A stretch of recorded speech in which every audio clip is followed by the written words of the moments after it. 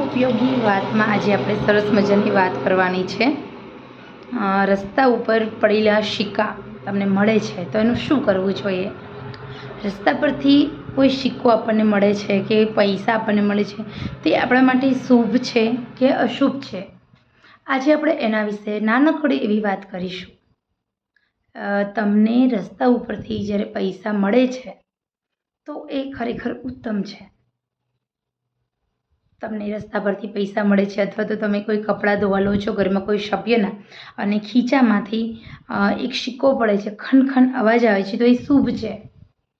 તમે સવારે મોર્નિંગમાં જાગો છો અને તમારી આજુબાજુમાં તમને કોઈ સાવરણીથી વાળતું જોવા મળે છે તો એ શુભ છે। ટૂંક સમયમાં આ બધા પોઝિટિવ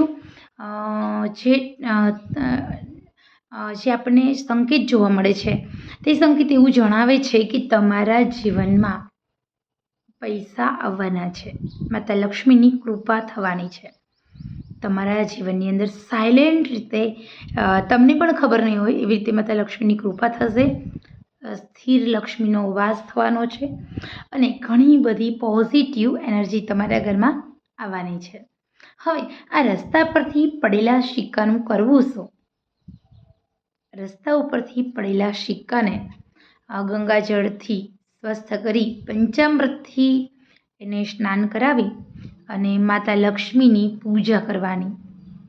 હળદર કંકુ પડે અને માતા લક્ષ્મીનો મંત્ર જાપ કરતાં કરતાં હળદર અને કંકુથી પૂજા કરવાની છે અને ચોખા ચડાવવાના છે હળદર કંકુનો ચાંદલો કર્યા પછી, અને 108 માતા લક્ષ્મીના જાપ કરી ઓમ શ્રી મા લક્ષ્મી નમઃ, ઓમ શ્રી મા લક્ષ્મી નમઃ અથવા તો શ્રી સુક્તમનો પાઠ અથવા શ્રી કનકધારાનો પાઠ, આ ત્રણમાંથી કોઈ પણ એક વસ્તુ કરવાની છે અને પછી એ સિક્કાને લાલ કલરની પોટલીમાં બાંધી તિજોરીમાં મૂકવાની છે।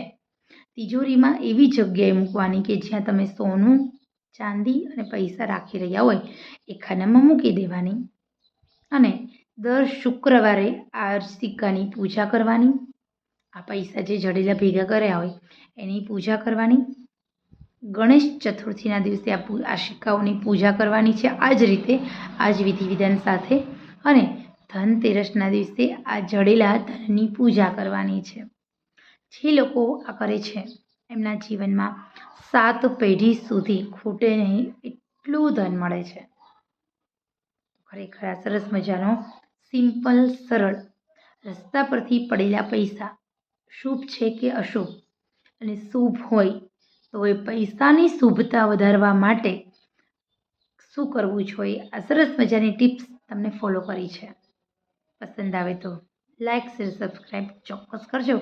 કોમેન્ટ્સમાં જય મહાલક્ષ્મી અવશ્ય લખજો।